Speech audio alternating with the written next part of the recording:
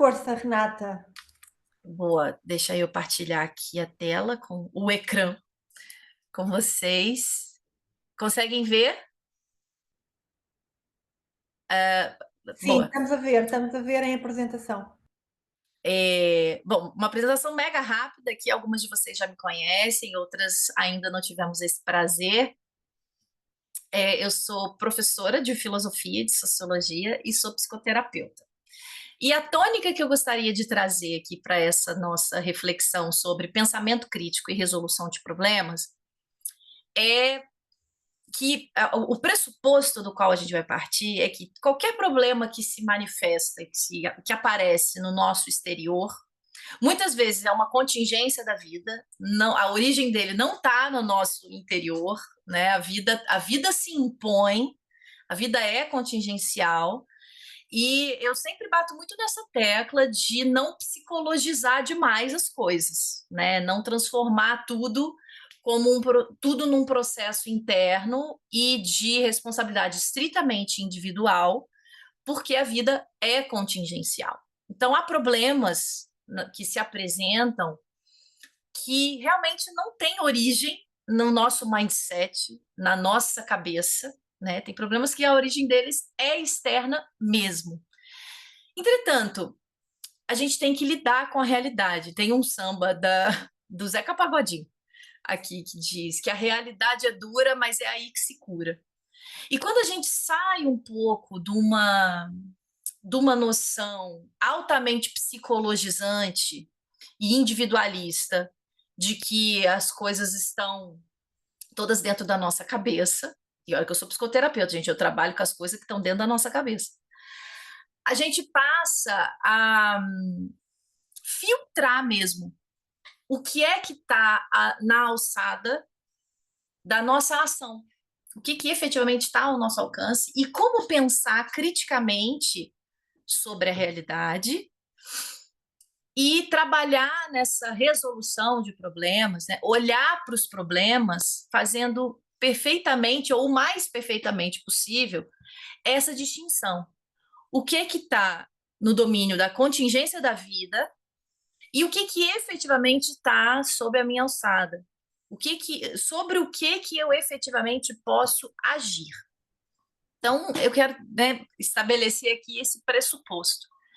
Porque muitas vezes, e nós mulheres temos essa característica, essa socialização de que temos que ser as super-heroínas que resolvem tudo, né? Temos que ser nós a estar à frente de tudo, a resolver tudo, a responder por tudo, e isso muitas vezes esconde uma recusa nossa a sair desse papel, a sair desse lugar de super-heroínas, e porque há um ganho secundário aqui de, olha só, fui eu que fiz tudo. Eu que sou a mártir, eu que sou a guerreira, eu que sou a batalhadora, eu que fiz tudo, né? Quando, na verdade, existem contingências, existem fatos da vida que é importante que a gente fale assim, ó, fulaninho, fulaninha, essa bronca aqui agora é tua. Resolve aí, né? Para que a gente possa olhar para as nossas também com essa honestidade, porque na sombra dessa postura de eu fiz tudo, eu sou uma grande guerreira, eu resolvo tudo, no avesso disso, tá? Olha lá esse mundo todo que me deve tanta coisa. Eu crio com o mundo uma relação de dívida eterna, impagável, né? Olha lá todas essas pessoas que são altamente incompetentes e que não resolvem nada. E isso cria um diálogo interno muito despotenciador, se é que essa palavra existe. Então, fazer aqui bem essa distinção, né? O que é contingência da vida, o que é do outro, efetivamente, o que é meu, e assumir a responsabilidade, né, por aquilo que efetivamente é meu. Então, aqui alguns tópicos, né, que eu gostaria de trabalhar com vocês hoje são esses aqui, né? A atitude filosófica, retórica e argumentação, paradoxo do conhecimento, níveis de aprendizagem, complexidade, mediação de conflitos, algumas noções, e escutativa. E a gente vai ter também dois exercícios práticos aqui ao longo dessa exposição. Então, Então, os objetivos, né, desse nosso encontro, que a gente saia daqui capazes de aplicar a escuta ativa para melhorar a nossa comunicação e entendimento nas relações, escuta ativa, inclusive, com o nosso diálogo interno, que esse, às vezes, é um calcanhar de Aquiles, fazer melhores perguntas na hora da tomada de decisão e resolução de problemas, desenvolver uma perspectiva crítica da realidade, desafiando aquilo que está pressuposto, e identificar o nosso viés, né? Por exemplo, se eu tenho essa dinâmica sombria de eu faço tudo sozinha, o mundo todo é um grande incompetente, eu tenho um viés na hora de olhar para a realidade, de que sou eu que vou ter que abraçar todas as tarefas, eu que vou ter que fazer tudo, eu que vou ter que me sobrecarregar, e para que eu continue nesse lugar de achar que o mundo me deve alguma coisa. Nunca sou eu que estou devendo o mundo é que me deve alguma coisa. E às vezes eu inverso também. Então, ter uma perspectiva crítica sobre a realidade nos ajuda a identificar, pera, eu estou aqui condicionada por um olhar, seja meu, seja da minha cultura, da minha herança familiar. E adotar uma postura proativa diante dos desafios que a vida, né, essa contingência da vida nos apresenta. Então, eu gosto muito de arte, sou apaixonada por arte, eu procuro sempre trazer assim, alguma imagem que remeta ao tema que a gente vai trabalhar. Estou aqui para falar o primeiro tópico, né, da atitude filosófica e do método socrático. O Sócrates, né, não é o Sócrates daí de Portugal, é o Sócrates lá da Grécia, da filosofia. Ele é considerado aqui para o Ocidente como o pai da filosofia, né, embora exista a filosofia pré-socrática. E o Sócrates ele ficou marcado na história porque ele foi condenado ao suicídio, isso era uma coisa na Grécia Antiga. Ele foi condenado a beber cicuta, esse é um quadro da morte do Sócrates, né, quando ele está ali à volta dos seus discípulos, tendo que tomar a cicuta, por ele ter pervertido os jovens naquela altura, né, porque ele levou os jovens a pensar, levou os jovens a refletir, né, os seus discípulos, a refletir criticamente sobre a realidade, a não aceitar aquilo que se apresenta como um dado adquirido, né, como uma coisa irreversível. Então, olhar para essas contingências da vida como algo que se apresenta, mas não dá isso como não é nem como irreversível, mas como algo que não vale a pena pensar sobre. Né? Ou seja, isso é assim mesmo, eu não vou me dedicar a pensar criticamente sobre isso. Porque isso muitas vezes nos põe numa posição de passividade diante da vida, né? De sujeição mesmo, e nos tira a possibilidade de ação, né? Faz com que a gente não tenha agência sobre a própria vida. Eu estou vendo aqui que tem algumas coisas no chat, eu geralmente não consigo acompanhar o chat, eu me perco muito. Se alguém quiser me interromper, falar alguma coisa, por favor, ativem o microfone e falem, tá? Eu não me importo nada de ser interrompida. E eu também, por conta da apresentação, não consigo vê-las direito. Portanto, ter essa atitude filosófica diante da vida tem a ver com eu olho para a vida, compreendo que coisas são contingenciais e penso a respeito disso, né? Reflito a respeito disso e não dou as dinâmicas de poder, por exemplo, como estabelecidas. Né? Eu me ponho como agente dessa vida, como alguém capaz de ter influência sobre a minha própria vida, sobre o meu diálogo interno e sobre a realidade que me cerca. Então, três características principais, né, que eu considero muito saudáveis a esse nosso mundo empreendedor, né? Muitas de nós temos um negócio próprio ou somos profissionais liberais, né? Trabalhamos por conta própria. Algumas de nós têm uma empresa, né? Uma operação com maior complexidade. E tentando captar aqui da filosofia o que é útil, né? O que pode ser útil para a nossa vida empreendedora. Acho que a primeira coisa, e já é uma característica do empreendedorismo, acredito eu, é o apreço pela descoberta. E esse apreço pela descoberta dá para a gente uma atitude, a um só tempo, de humildade diante da vida e de expansão também, que é eu tenho um desapego do conhecimento como opinião, que no grego é doxa, né? Ou seja, eu não, a minha relação com o conhecimento não é de eu conheço isso, pronto e acabou. Essa é a minha opinião, isso é o que eu acho certo, esses são os meus valores e daqui eu não me demovo, né? Isso não tem a ver com ser uma pessoa sem valores e sem orientação na vida, mas sim com lidar com o conhecimento como um processo constante, né? Que é o que no grego vem dessa palavra episteme, de onde vem epistemologia, que é o que é possível conhecer. Como é que eu trago isso para o empreendedorismo, Renato? Para não ficar aqui uma conversa muito abstrata. E a gente que trabalha por conta própria, tem um negócio, tem uma empresa, o tempo todo nós somos desafiadas a lidar com o conhecimento como processo. Porque o mercado muda, as circunstâncias mudam, a vida se apresenta nas suas contingências, e aquilo que eu tinha como opinião, como certeza, aquilo foi embora.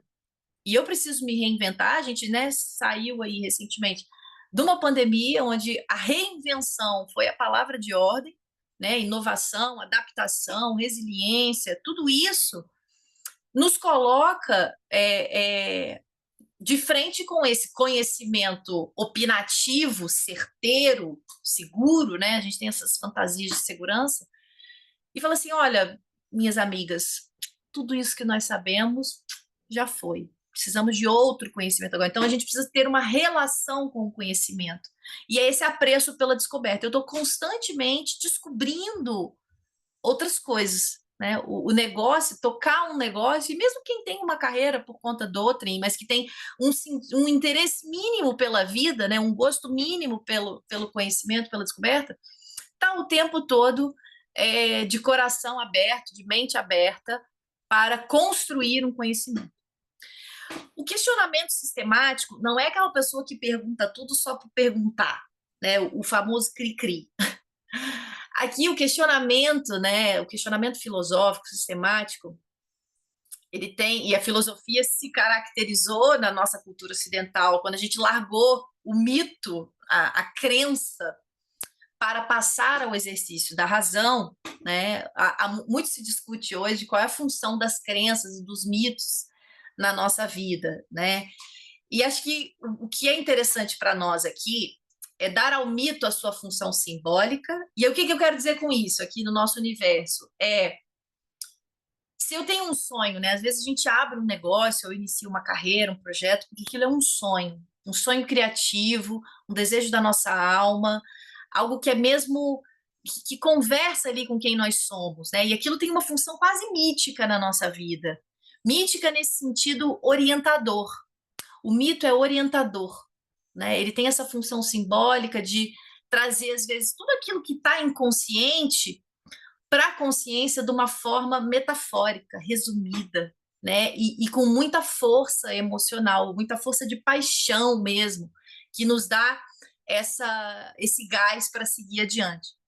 E dar à razão o seu papel ético e mediador da realidade. Então, não adianta eu ficar também só no mito, só na paixão, embevecida por aquela coisa onírica, né? Sem fazer da razão, que é o nosso instrumento cognitivo, né, e de atuação na vida, esse papel ético, onde eu pego aquele sonho que me levou a abrir o um negócio, ou mesmo esse desejo de sobrevivência, que também está na ordem mítica da humanidade, esse desejo de sobrevivência que me levou a abrir esse negócio, e uso essa razão, né, que é a grande característica da filosofia, para mediar o meu sonho, o meu desejo, a minha paixão com a realidade e fazer da minha prática, do meu negócio, um exercício ético, né? Ético para mim mesma e ético para comigo mesma, né? O meu mundo interno e ético para a sociedade onde eu estou inserida, né? Porque não é porque a gente é empreendedora que a gente vai viver no delírio individualista,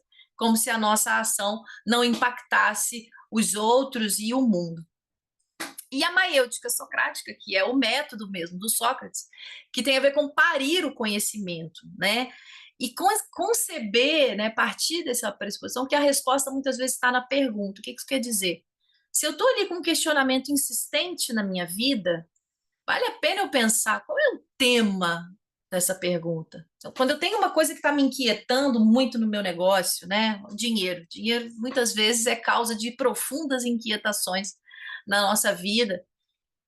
Qual é o que que o tema do dinheiro representa para mim, significa na minha vida? Como é que o dinheiro, como é que eu lido com o dinheiro, né? Não é tanto assim, como é que eu vou contingenciar no meu orçamento o percentual que eu tenho que pagar do IVA? Não só, né? Isso também é importante, mas anterior a isso, qual a relação que eu estabeleço com o dinheiro? Do meio de onde eu vim, da cultura que eu herdei, qual é a relação com o dinheiro? O que significa o dinheiro? Né? Então, esse método socrático, ele tem a ver com a gente se fazer e fazer para os nossos pares, né, para as pessoas com quem a gente se relaciona, e pedir que elas também nos façam esse tipo de pergunta, né? Perguntas expansivas, porque o nosso saber, digamos assim, um saber mais instintivo, ele está dentro de nós. E quando a gente fala aqui de dar razão a esse papel ético, né, que vai conectar a nossa dimensão mítica com a realidade, é eu pegar aquele saber quase instintivo que está dentro de mim, e nós mulheres somos mais socializadas também a usar a nossa intuição, só que, por outro lado, é até uma socialização meio esquizoide aqui. Ao mesmo tempo que a gente escuta, né, o sexto sentido da mulher, o sexto sentido da mulher, a intuição feminina, a gente escuta muito isso. A nossa cultura ocidental, ela é muito da razão, né, por essa herança aqui grega, e é como se essas duas coisas não se conciliassem dentro da gente. Eu tenho uma intuição aqui de que eu preciso fazer tal coisa. Mas não, isso é um suicídio do mercado, isso é um suicídio financeiro, não posso fazer isso, não posso fazer isso, não posso fazer isso. E a gente não se questiona, a gente toma as crenças que nos aparecem como verdadeiras. Vou tentar dar um exemplo prático aqui. E de uns tempos para cá, tenho tido assim, um profundo incômodo com o Instagram. As pessoas que me são mais próximas sabem do meu profundo incômodo. E um dia, conversando com uma amiga que é empreendedora, também tem uma escola de inglês, ela falou: Mas isso é um suicídio financeiro. Falei: será mesmo que é um suicídio financeiro? Para o meu negócio, para a minha realidade, atenção, né? Lembrando sempre da realidade ser contingencial. Será mesmo que isso é um suicídio financeiro? E aí comecei a investigar isso, né? Fazer esse diálogo interno aplicado à realidade. Falei assim, vou me dar essa oportunidade, porque a intuição estava muito forte, né? Dá uma pausa, né? Desconecta um pouco. Não deu outra, né? A minha prática clínica sofreu aqui um giro positivo, né? Deu uma oxigenada nisso, por conta das perguntas que eu me fiz e que em conversas mais profundas, né, tanto em terapia, que faço também, obviamente, né, que terapia é pirâmide, tanto em conversas mais profundas, esse saber que vem de dentro, que vem muitas vezes de forma intuitiva, às vezes vem de forma onírica, né, mesmo no sonho, que a gente sonha quando dorme. A partir dessas perguntas, eu pude acessar esse saber. Então, o pensamento crítico, ele tem a ver com esses pontos aqui. E eu queria agora fazer um exercício aqui com vocês, que é o seguinte: a gente fazer aqui perguntas socráticas. Opa, perguntas socráticas. Queria que vocês trouxessem. Deixa eu mudar aqui a apresentação. Aqui, pronto. Eu vou digitar aqui. Vocês conseguem ver ainda a minha tela, certo? Deixa eu botar Sim, aqui algumas vemos de vocês. ainda. Sim, sim. Queria que alguma de vocês me desse um exemplo de problema que vocês estão atravessando aí. Alguma angústia, alguma questão com empreendedorismo? Me digam.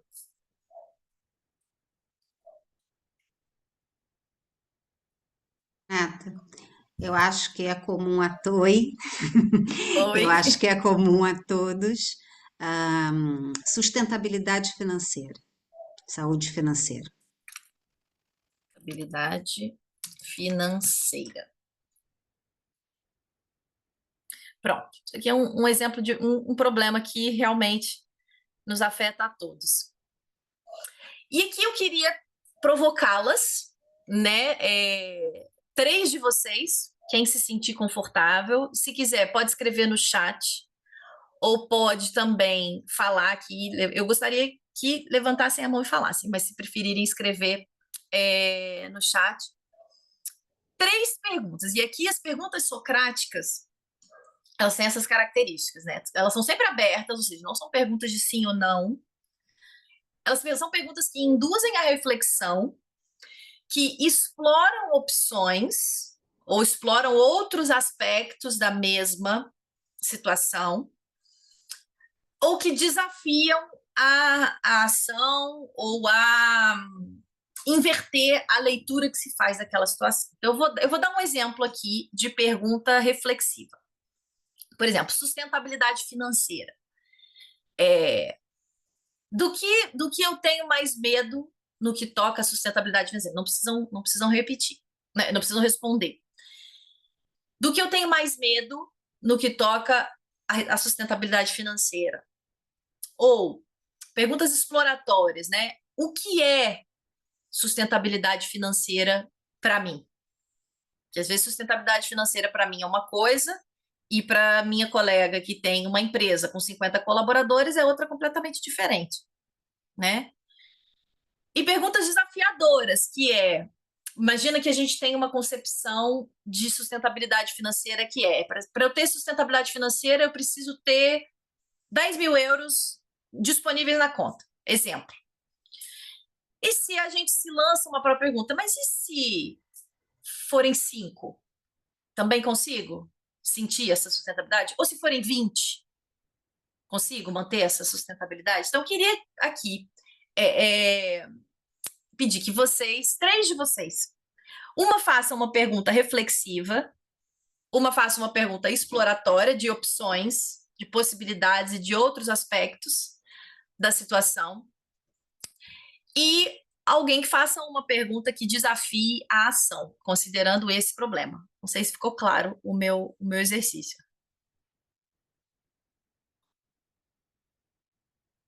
Alguém? Eu estou aqui com uma pergunta, mas não tenho a É isso, a Sara certeza está se com é a mão no ar. reflexiva. Não sei se é Isso. reflexiva, se é desafiadora. Não tem problema, faça a pergunta. Como é que seria a tua vida vivendo Hum, essa sustentabilidade financeira? como seria a tua vida vivendo em Essa sustentabilidade? sustentabilidade, isso. Ai, deixa eu diminuir a fonte aqui um pouquinho para caber tudo. Pronto. Estão conseguindo ver a tela, certo? Sim, sim. Estamos sim. Boa. Uma outra pergunta. Camila Leite. Sim. Então, acho que é qual a relação que você tem com o dinheiro? Vou botar aqui, eu ia botar tudo em primeira pessoa, mas já comecei a primeira assim. Qual a relação que você tem com o dinheiro? Lembrando que essas perguntas todas podem ser feitas num diálogo interno. Outra, Wanda. Olá, o que precisas de abdicar hoje para ter mais sustentabilidade? Hoje, para ter mais sustentabilidade financeira. Boa. Então, aqui a gente fica com 3 exemplos, a título de exercício mesmo, para pensar um determinado problema, uma determinada dor, por várias perspectivas diferentes, né? Porque se a gente tem uma atitude diante dos nossos problemas de sim ou não, tudo ou nada, se a gente fica assim nesse binarismo, digamos assim, a nossa capacidade resolutiva ela diminui muito, porque a gente reduz a quantidade de informação disponível para tomar uma decisão, né? Geralmente, as melhores decisões, elas têm a ver com 2 coisas, e a gente volta ao mito e ao logos. Elas têm a ver com a emoção associada, ao fim e ao cabo, toda emoção será tomada a partir de toda decisão será tomada a partir de emoções, por mais que a gente faça uma ginástica racional para isso. Esse é a grande contradição da filosofia, né? O papel da emoção e o quanto a emoção muitas vezes consegue suplantar esse exercício da razão, mas nós, enquanto seres humanos, né, precisamos combinar essas duas forças. Então, possibilitar essa reflexão a partir de perguntas mais amplificadas, né, não só nos dá o pensamento crítico, né, uma relação com a realidade mais crítica, mas disponibiliza mais informação para tomar essas decisões. E mesmo quando a gente está tomando uma decisão de um lugar mais emocional, a gente consegue traduzir, né? Porque nós temos essa necessidade de traduzir as nossas emoções. As emoções que não são traduzidas, boas ou más, elas ficam soltas dentro da gente, digamos assim, né? Elas ficam soltas no nosso psiquismo, pedindo por uma espécie de explicação, de tradução. Então, quando eu estou diante de uma angústia, aqui nesse problema que vocês trouxeram de exemplo, da sustentabilidade financeira, quando isso é uma angústia dentro de mim, é uma preocupação constante, é uma dor, se eu fico presa na emoção e não faço um exercício da razão a respeito dessa dor, eu fico presa na emoção. Se eu também me dissocio da emoção e fico só no exercício racional, eu não consigo acessar emoções mais favoráveis para a tomada de decisão. Então, é sempre esse equilíbrio, digamos assim, né? Sempre esse combinado de razão e emoção que a atitude filosófica permite. Então, esse foi o nosso primeiro exercício. Eu vou deixar depois preparei um pequeno bônus para vocês com exemplos de perguntas, né, dessas reflexivas, exploratórias e desafiadoras. Depois é um PDF com algumas perguntas de cada tipo. Quando vocês se virem assim às voltas com algum dilema, né, alguma questão, vocês sacam daquelas perguntas 2 ou 3 de cada para angariar mais informação aí no nosso diálogo interno, que muitas vezes escala para coisas que a gente nem imaginava. Um outro ponto aqui, a retórica e a argumentação. Essa é uma imagem da denúncia de Catilina, né, quando Cícero denuncia Catilina lá no Senado Romano. A retórica e a argumentação, ela ficou muito conhecida, né, dentro do direito, né, da advocacia, das práticas jurídicas. Só que hoje, com o empreendedorismo de palco, isso aqui também está muito em alta, né? Há um empreendedorismo de palco, né, de muita gente que ensina a construir coisas sem ter construído nada, né? Que é dar exemplo de sucesso sem nem considerar os pequenos sucessos, o que eu acho mais triste ainda. Há muita retórica bem argumentada de sucesso de pessoas que não percorreram um caminho e, pior, não reconhecem e não validam os passos que deram. O que é muito triste, porque é tanta necessidade, né, nesse empreendedorismo de palco, é tanta necessidade de parecer que as pessoas muitas vezes negligenciam aquilo que elas realmente são e que tem valor de ser partilhado, tem importância de ser dito, pode sim ajudar outras pessoas, né? Pode enriquecer a experiência de alguém que está a caminho, mas essa constante preocupação é como se todo mundo quisesse assim parecer um Senado romano, né? Com uma retórica perfeita, uma argumentação perfeita. E eu quis trazer isso aqui para a parte de solução de problemas, porque a nossa cabeça é danada para arrumar conversa fiada, ter uma retórica, né? E adotar a retórica dos outros também, isso é raro, mas acontece muito, né? A gente adota o discurso alheio, o discurso do outro, que nem sempre conversa com a nossa necessidade. Porque se eu tenho uma necessidade e conheço alguém que tem uma retórica, um discurso, que, opa, isso aqui me fez sentido, né? E aí eu aprendo com a outra pessoa, tá tudo certo, tá na boa. O problema é eu não validar o meu próprio percurso, não validar aquilo que faz sentido para o meu negócio, para a minha vida, para a minha realidade, e eu entro numa fantasia de que se eu viver o discurso do outro, a retórica do outro, aí é que vou ter sucesso, aí é que vai dar certo, aí é que eu vou ter a mesma pompa e circunstância de Cícero no Senado Romano. Né? Quando, na verdade, às vezes não é isso que a gente quer, não é isso que a gente precisa, né? E a gente está numa ginástica argumentativa com a gente mesmo e às vezes com o outro, né? Vocês já repararam que às vezes a gente repete, né, o mesmo argumento várias vezes, várias vezes, várias vezes, várias vezes. É quase como se a gente estivesse tentando convencer a gente mesmo daquela realidade. Nem a gente está comprando aquele bagulho, a gente está falando assim, não tá acontecendo aqui. Isso não tem a ver comigo, né? Mas a gente repete como uma mentira repetida 1000 vezes na esperança de que aquilo se torne uma realidade, né? Porque a gente está presa numa retórica e presa numa estrutura de argumentos que serve para o outro, que serve para o negócio do outro, para a realidade do outro, desconsiderando a caminhada que a gente fez, né? E aquilo que compõe o nosso núcleo de valores. Então, pensando até aqui isso para trazer uma perspectiva crítica da retórica e da argumentação, mas pensando em como essas duas habilidades servem ao empreendedorismo, né? A oratória tem a ver com expressar com clareza e carisma. Porque muitas vezes a gente tem a nossa paixão, né?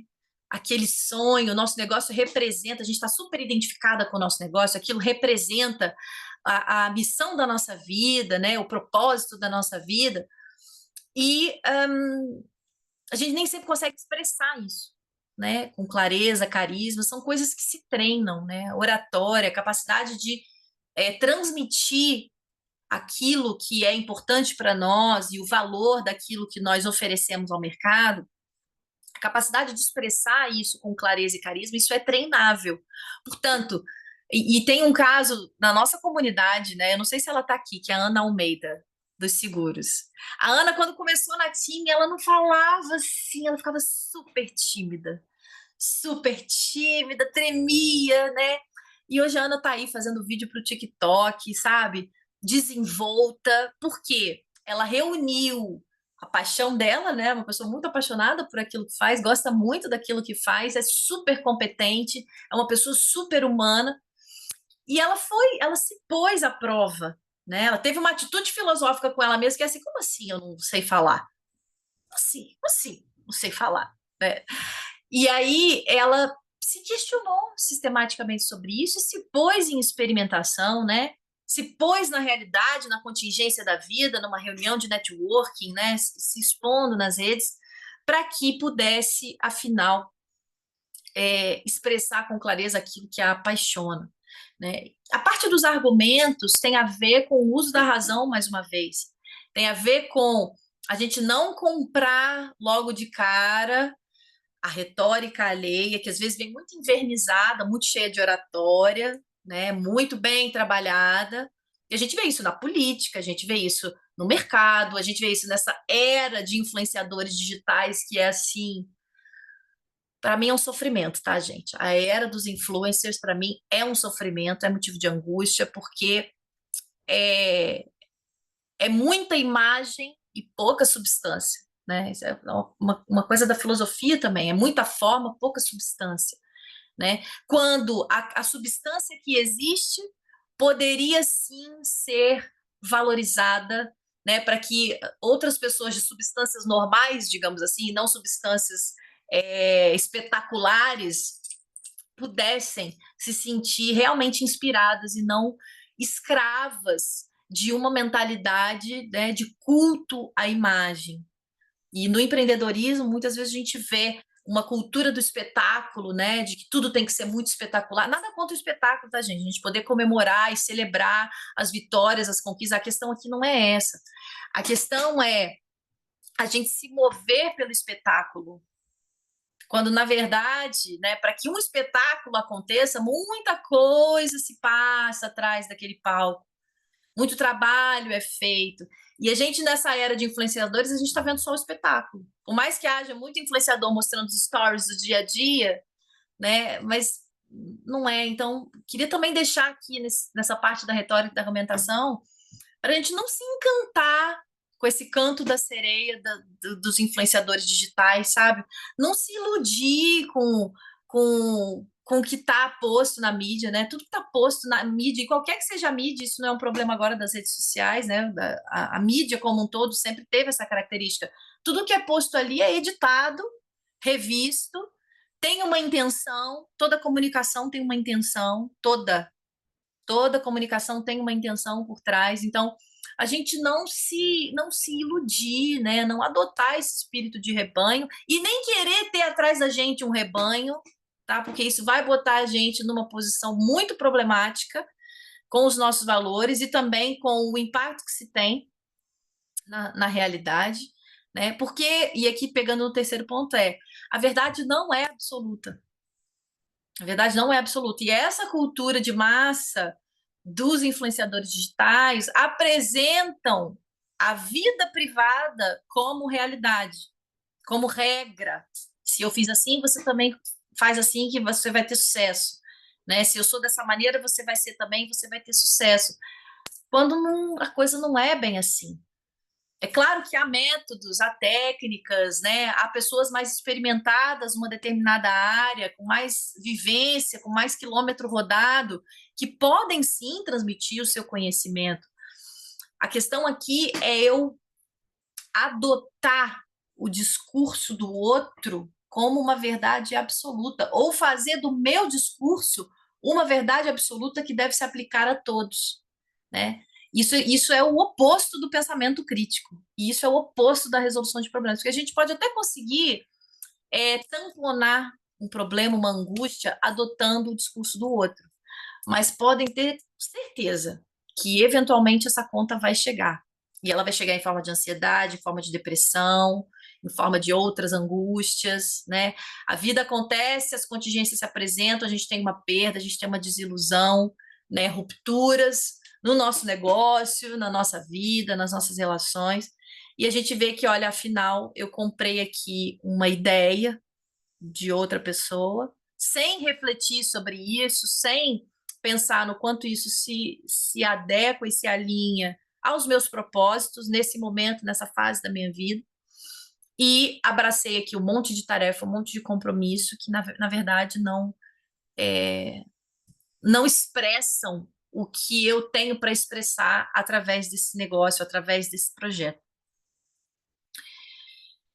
O paradoxo do conhecimento é um outro ponto, e eu usei aqui uma ilha que parece ser das Maldivas, ou alguma dessas ilhas assim que todas nós temos o sonho de conhecer, que é o seguinte: o conhecimento é como uma ilha. Se eu tenho uma ilha muito pequenininha, a minha interface e o oceano é o que há para conhecer, para ser conhecido. Se eu tenho uma ilha muito pequenininha, a minha interface com esse oceano é também muito pequenininha. Então, eu acho que falta pouco para eu conhecer. O que eu já sei basta, o que eu já sei já é muito. Quanto mais eu expando, né, o meu conhecimento, então, quanto mais essa ilha aumenta de tamanho, maior a interface que ela tem com esse oceano do que há para ser conhecido. Então, eu levar em conta esse paradoxo do conhecimento também me põe numa situação de humildade, que não significa subserviência, diante da vida. Que é quanto mais eu sei, quanto mais eu aprendo, mais eu me dou conta do quanto há para aprender. E vou me pacificando com isso também, né? Uma das grandes competências soft, que eu acredito serem necessárias, e que vejo muito isso na minha prática clínica, é a gente estar confortável com o não saber. Porque na nossa busca desesperada por saber e ter respostas, e ter segurança, e ter certezas, a gente cai no discurso dos outros, a gente acha que o influencer é que está certo, a gente tem político de estimação, a gente adota, né? A gente adota o discurso do outro e não tem com o conhecimento uma relação, né? A gente não lida com o conhecimento como um processo constante na vida. A gente quer alguém que venha com uma resposta pronta, fechadinha, certinha, para eu aplicar na minha vida e assim eu não preciso sujar minhas mãos. Não preciso me meter a produzir conhecimento, e aqui produzir conhecimento eu não estou falando só em termos acadêmicos, não. Produzir conhecimento na vida, né? Eu não preciso me expor ao ridículo, eu não preciso me expor à relação com o outro, para produzir esse conhecimento, né? Então, reconhecer esse paradoxo permite que a gente tenha uma atitude de humildade diante da vida e também de um certo desapego, que é assim, mano, eu já sei um tanto de coisa, mas tem mais um monte de coisa que eu não sei, tem mais ainda coisa que eu não sei do que o que eu sei. Então, eu tô aqui para aprender, tô aqui para construir, né? E as minhas incertezas passam a ser companheiras de caminhada. Em algum momento, pode ser que algumas delas caiam e eu passe a ter algumas convicções que também vão me servir durante algum tempo, porque a vida vai rodar, vai girar, outras contingências aparecem e aquelas certezas já não servem. Então, é poder navegar mesmo nesse saber, não saber. E que aquilo que a gente conhece, aprende, entende, possa operar na nossa vida uma coisa mais interessante, possa fazer do meu negócio não uma cópia do outro, mas sim algo original, algo que expressa o meu talento com o mundo, né? Que o meu trabalho não seja só trocar tempo por dinheiro, né? Nem ficar numa corrida incessante pela sobrevivência ou até para manutenção de um padrão de vida que eu acredito que é o correto, mas que para que o meu fazer, né, e acho que nós que somos empreendedoras, em algum canto da nossa alma, guardamos esse desejo de que o nosso trabalho seja expressão de quem nós somos e dos nossos talentos, né? Não pura e simplesmente cumprir um horário para receber um dinheiro e fazer outra coisa com esse dinheiro que seja interessante para a gente, né? Mas que o próprio fazer dinheiro seja uma expressão daquilo que a gente é, daquilo que a gente sabe e daquilo que a gente pretende continuar a aprender. E nesse processo de aprendizagem, eu me lembro disso aqui ainda da época da PNL, lá no comecinho da minha transição de carreira, da advocacia para terapia. E a gente tem aqui alguns níveis, né, de incompetência inconsciente, que é quando eu não sei o que não sei, então eu estou mesmo perdida, mais perdida que segue em tiroteio, né, não sei quem eu sou, não sei o que eu quero, não sei para onde eu vou, não sei o que eu estou fazendo. Depois a gente tem a incompetência consciente, que é eu começo a tomar consciência das coisas que eu não sei, ou seja, abri um negócio, comecei um projeto, não sei como abrir atividade nas finanças, né? Comecei a vender aquilo ali de forma artesanal, imagina, comecei a fazer bolo e comecei a vender. Amo fazer bolo. Quando estou fazendo bolo, aquilo ali é o meu momento. Sinto que ali expresso tudo que a minha alma deseja expressar naquele momento da minha vida. Comecei a vender, vi que afinal isso era até rentável, as pessoas gostam. Comecei a vender meus bolos. Comecei a faturar, né, a ganhar dinheiro. Opa, posso fazer disso aqui um sustento.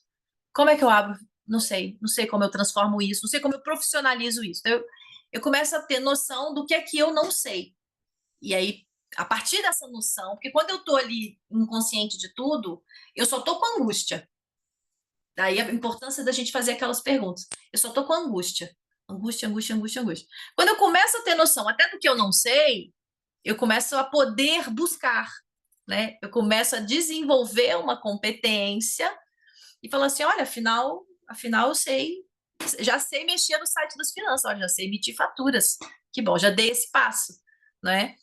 E depois, quando isso vai ficando já muito habitual, já entra numa espécie de automatismo, a gente chama de competência inconsciente. Para muitas pessoas, conduzir é esse processo, né? Acho que é o melhor exemplo que a gente tem. Quando a gente aprende a conduzir, aquilo já é um hábito enraizado, é uma competência inconsciente. Eu já não preciso pensar toda vez que eu entro no carro e eu preciso ligar, eu preciso passar a marcha, e preciso acelerar e soltar a embreagem, né? Isso nos carros manuais ainda. Então, a gente tem esses níveis de aprendizagem. E a nossa capacidade de navegar e variar nesses níveis de aprendizagem nos permite também ter com o conhecimento essa relação constante, né? Eu não fico dizendo, eu não sei fazer isso, então não vou fazer. Imagina, se toda empreendedora, né, não seria empreendedora. Mas assim, eu não sei como fazer isso, então não vou fazer. Vou continuar aqui no meu trampo. Não seria, né? O empreendedorismo não existiria se a gente se mantivesse aqui. O empreendedorismo e tudo aquilo que é fruto da criação humana, né? Tudo aquilo que é fruto da criatividade não existiria se a gente se mantivesse presa no eu não sei como fazer isso, né? Ou não sei que destino dá para essa angústia. Né? Para isso que a gente faz terapia e outras técnicas de desenvolvimento pessoal, né? Para a gente aprender o que fazer com aquilo que a gente não sabe, nem o que é dentro da gente. Né? E aí, ao falar num espaço seguro, né? Ou às vezes numa conversa com uma amiga assim mais centrada, com mais discernimento na vida, a gente consegue transitar melhor nessas etapas aqui. E um outro ponto aqui, que é a complexidade, são esses dois bons velhinhos, que eu sou muito apaixonada, que é o Edgar Morin e o Zygmunt Bauman, são filósofos contemporâneos. O Bauman, infelizmente, já nos deixou, deve estar, assim, descansando um pouco a mente dele lá no além. São teóricos da complexidade, né? O Morin bem mais na filosofia e na educação, e o Bauman mais na sociologia e até na política. E eles trazem essa noção da complexidade como uma característica desse mundo que a gente está hoje, né? Que é muito volátil, as coisas não duram, é muito incerto, nós não temos garantias. A gente nunca teve, tá, gente? Tem aqui uma notícia para dar. O pessoal que é meio saudosista e fala que no antigamente é que era bom, assim, sempre foi volátil, as coisas, né? Sempre tiveram o seu prazo de duração, só que hoje, pela aceleração e pela quantidade de informação que a gente tem que metabolizar, né, pela revolução tecnológica, a gente tem a sensação de que está pior, né? Então, que as coisas não duram, que não há garantia de nada, né? Não há direitos garantidos, não há certezas, né? A gente está o tempo todo, ainda hoje, mais cedo, atendi uma pessoa, né, nessa questão com o dinheiro, que sempre é empreendedora também, falando assim, o dinheiro para mim é segurança e é curtir a vida, né? Poder curtir a vida, aproveitar a vida. Então também está relacionado a prazer. Então, e para essas duas coisas não há garantias, né? Não há certeza. Então a gente está sempre em busca dessas certezas e o mundo, a todo momento, a realidade a todo momento mostra para a gente que não há garantias, né? E as coisas são complexas no sentido de serem multifatoriais, né? Nós estamos aqui hoje, aqui são 11h45 da manhã, aí são 3h45, né, da tarde, numa reunião de formação de um projeto, né, que é financiado pela União Europeia, que é uma organização mega complexa, e a Organização das Mulheres à Obra né, se candidatou para esse projeto. Então, assim, as coisas são multifatoriais, né? Não adianta a gente ter diante da vida um pensamento simplista de que é sim ou não. Sim ou não é se eu quero comer pizza de calabresa ou não. É para isso que a gente diz sim ou não, né? Ou se eu quero tomar um chá ou café. Para as coisas que são expressão da nossa alma, né? O que levam a gente a interagir com o mundo de uma forma mais substantiva, essas coisas são multifatoriais. E se a gente não desenvolver essa capacidade de olhar os vários aspectos, a gente volta lá nas perguntas, né? Que é a possibilidade de olhar os vários aspectos de uma situação, analisá-la de diversas perspectivas, a gente não vai muito longe. E ambivalente, né, que é uma característica que a mim, geminianer, que sou, me apaixona particularmente, que é suportar as contradições.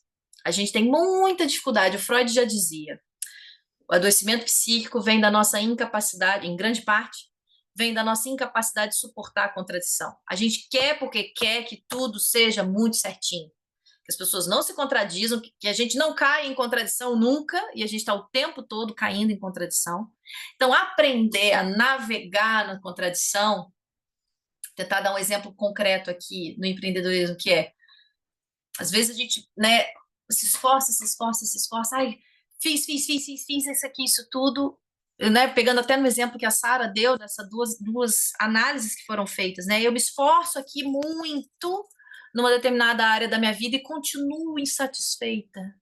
Então, há uma contradição aqui, há uma ambivalência aqui, algo em que eu invisto muito e isso não me dá retorno, ou eu não vejo propósito em continuar investindo nisso, mas continuo investindo. Então, assim, que ambivalência é essa?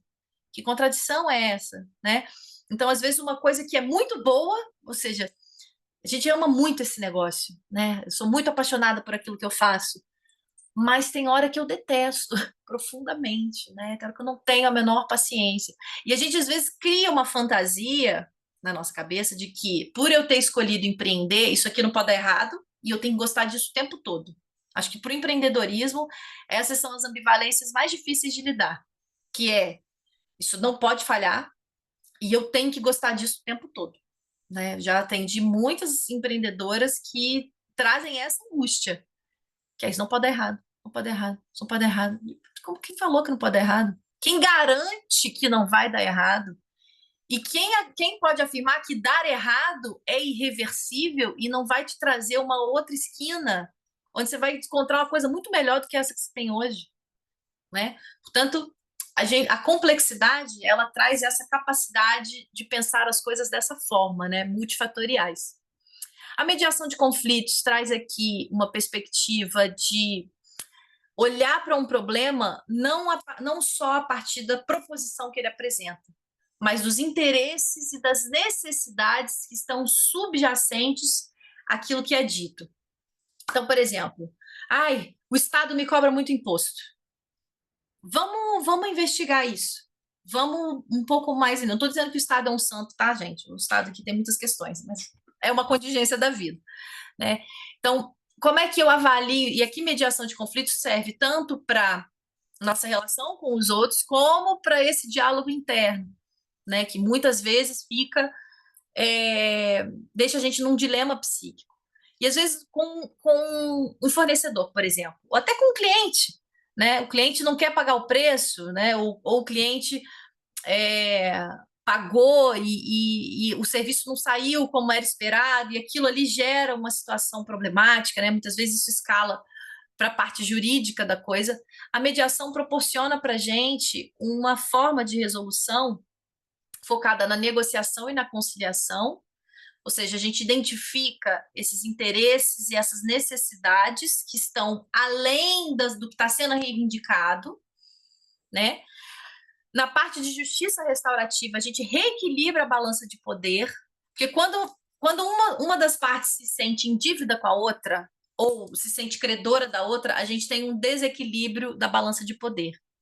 E a mediação de conflitos, enquanto habilidade comportamental, né, relacional, ela traz a noção de emancipação e responsabilidade, que é as partes que criaram o conflito são as que melhor podem resolvê-lo, né? É claro que quando isso escala, por exemplo, para grandes corporações versus pequenos consumidores, né? E nesse ponto a legislação brasileira é ótima, entendeu? Porque ela bota mesmo as grandes corporações ali em questões do consumidor, bota elas nos lugares delas.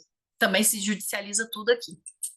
Mas em relações que são mais próximas, né, que essa balança de poder não está desequilibrada por uma dinâmica social estabelecida muito antes daquela relação individual acontecer, a mediação de conflitos ela proporciona essa emancipação e responsabilidade, onde todos os envolvidos naquela situação eles concorrem para a criação mais ativa, digamos assim, de uma solução, em vez de ser um terceiro, como um juiz, por exemplo, que vai dar uma sentença e dizer para aquelas pessoas, resolvam isso apliquem isso que eu estou dizendo, né?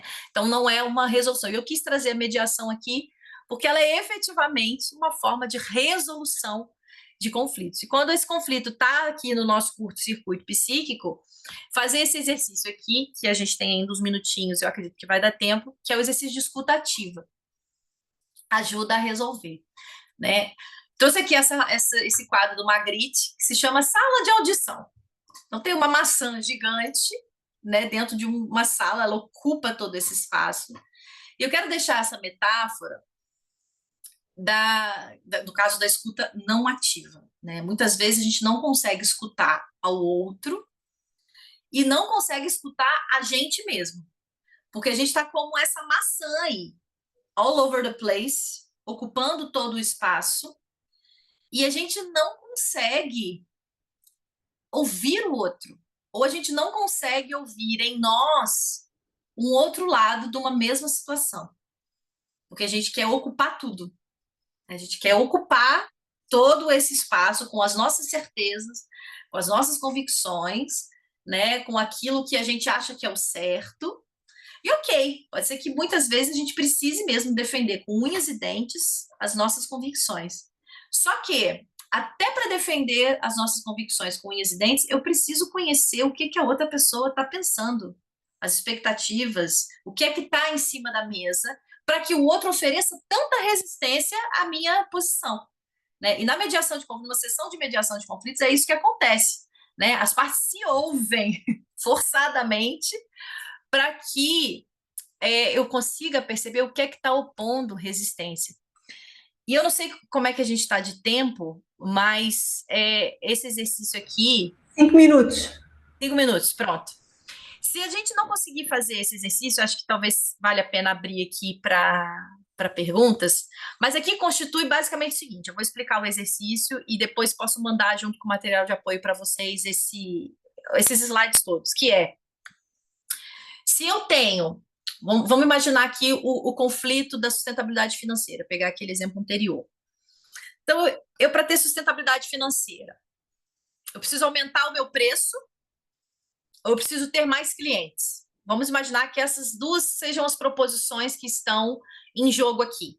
Aumentar o preço ou manter o preço e angariar mais clientes. Eu vou fazer uma investigação de interesses e necessidades dessas duas coisas. Ou seja, qual é o interesse de abaixar o preço? Desculpa, aumentar o preço. Qual é o interesse de aumentar o preço? Trabalhar menos? Ter clientes mais qualificados? Qual é a necessidade de aumentar o preço? Eu ter mais tranquilidade, né? Ter uma relação mais saudável com o dinheiro? Então, a gente vai fazendo, através daquelas perguntas lá que a gente fez no primeiro exercício, a gente vai investigando as duas partes de um mesmo dilema, de um impasse, onde a gente se encontra no nosso negócio. Eu vou mandar esse PowerPoint, esse slide para vocês, com esse exemplo, tá? Da sustentabilidade financeira, e aí vocês podem usar isso como ferramenta em qualquer outro dilema que vocês se encontrem aí no negócio de vocês. E agora vou me calar para ouvi-las nesses minutos finais, que eu sou muito tagarela. Alguém que tenha questões, por favor, coloque o ícone da mão no ar. Patrícia, força. Bem, boa tarde a todas. Olha, Renata, é muito importante estes temas que tu trouxeste aqui, porque efetivamente quando nós não tiramos tempo para refletir sobre tudo isto, não é? Acabamos por esquecer, às vezes, a nossa própria essência. Foi isto que tu trouxeste aqui muito, não é? E às vezes confundimos aquilo que tem que ser feito, porque no negócio temos que fazer determinadas coisas, determinadas tarefas, mas também saber quem somos, não é? E o que é importante para nós. Portanto, muito obrigada por esta reflexão. Muito obrigada. Vou fazer o exercício de casa, sim. Oba. Brigitte? Sim, também. Da minha parte, super obrigada. Apenas feedback, tipo, adorei aquela parte quando tu começaste a falar dos influencers e do empreendedorismo de palco. Aliás, eu vou copiar a expressão empreendedorismo de palco. A mim, pessoalmente, intimida-me muito e pronto, e então foi assim aquela coisa, tipo, ouvir-te falar nisso e assim, yes, ok, não sou só eu que tenho aqui algumas questões com isso, portanto, muito obrigada, foi assim super tranquilizador, obrigada mesmo. E mesmo tipo, bem, hoje o dia foi realmente sair daqui de coração cheio, porque foi absolutamente fantástico. Os temas, as apresentações, muito obrigada, muito obrigada. Que bom. Obrigada, que bom, obrigada. É tão bom ouvir isso. Atenção que eu amanhã vou fazer uma maldade. Vou partilhar um questionáriozinho de avaliação para vocês conhecerem. Para nós é muito importante ter este feedback. E, Renata, só que sabes que nós as duas estamos sempre muito em sintonia na nossa maneira de pensar. Eu há pouco tempo debati-me com a Mercedes, num caso em tribunal, num caso que me parecia absolutamente óbvio, e de facto perdi com a juíza a decretar que, vejam lá, que eu quis tomar na sentença em que me sentenciou, eu tive a veleidade de querer tomar uma decisão de consumo após conhecer o orçamento. Aham. não é? Portanto, isto, a pessoa conhecer um orçamento quando vai adquirir um produto ou um serviço é um luxo. É o mínimo. Não, na perspectiva dela, Sim. é um capricho, não é um capricho, não é um direito à informação. E, efetivamente, falaste uma coisa que é muito importante e que as pessoas frequentemente esquecem, é que nós não estamos num mundo de igualdade de poder, ok? Uhum. No mercado, nós empreendedoras individuais, e nós não somos só empreendedoras, somos mulheres, somos mães, somos filhas, e de facto nós confrontamos com entidades que para quem nós somos uma mera formiga, não é? E portanto, todas estas competências que nós abordamos agora são muito importantes para nós trabalharmos individualmente e por nós trabalharmos em conjunto enquanto coletivo, porque muitas vezes para nós conseguirmos funcionar numa sociedade tão desigual, nós temos que deixar de ser a formiga e passarmos a ser o formigueiro, porque se calhar o formigueiro já mete medo ao elefante, a formiga é facilmente esmagada, ok? E portanto eu fui esmagada, mas estou aqui um bocado esborrachada e trôpega e a lamber as feridas, mas estou cá ainda, ok? E ainda quero fazer barulho sobre isto. Uhum. E pronto, basicamente é isto, Renata, nós estamos muito alinhadas e efetivamente, epá, é isto, abrir os olhos, pensar criticamente, esta coisa do empreendedorismo de palco, do abraçar a árvore, afagar o pavão e vamos ter pensamentos positivos e vamos ser felizes e tudo depende de ti, porque se o Steve Jobs conseguiu, tu também vais conseguir. Epá, a sério, apetece estrafegar alguém, apetece estrafegar, está bem? Não é assim, não é assim. E pronto, e nós estamos aqui também na perspectiva de debatermos estas questões, tirarmos umas às outras do isolamento e de podermos falar abertamente sobre isto, não é, Renata? Tu estás hoje no Brasil, tu és uma mulher do mundo, tu Estou conheceste... na terra do empreendedorismo de palco, hein, gente? Porque aqui está complicado o negócio. Mas deixa estar cá também, tanto com portugueses como com brasileiros que estão a vir para cá com o empreendedorismo de palco. Mas efetivamente isto, a presença da Renata aqui também nos lembra que temos todas muito em comum umas com as outras, ok? Claro. Que o empreendedorismo hoje em dia não tem fronteiras, muito menos entre Portugal e o Brasil, que não há barreira linguística. Basta ver que nós temos aqui quantas mulheres, quantos temas, e quase metade são brasileiras, não é? Portanto, tu, a Camila, a Marcela, e pronto, e basicamente isto não tem fronteiras, não tem fronteiras. Estamos aqui num projeto europeu, mas a Europa também não tem que ter fronteiras. E adorei, Renata, tu surpreendes-me sempre. E acho que Eu acho que, assim, quero uma mensagem que eu gostaria muito de deixar, né, sobretudo nesse tema do empreendedorismo de palco, que é: a gente não precisa ser um espetáculo ambulante para a nossa história ter valor, o nosso percurso ter valor, né? E a gente não precisa espetacularizar o nosso percurso para ter força para seguir em frente. A gente pode comemorar, a gente pode fazer festa, a gente pode celebrar profundamente.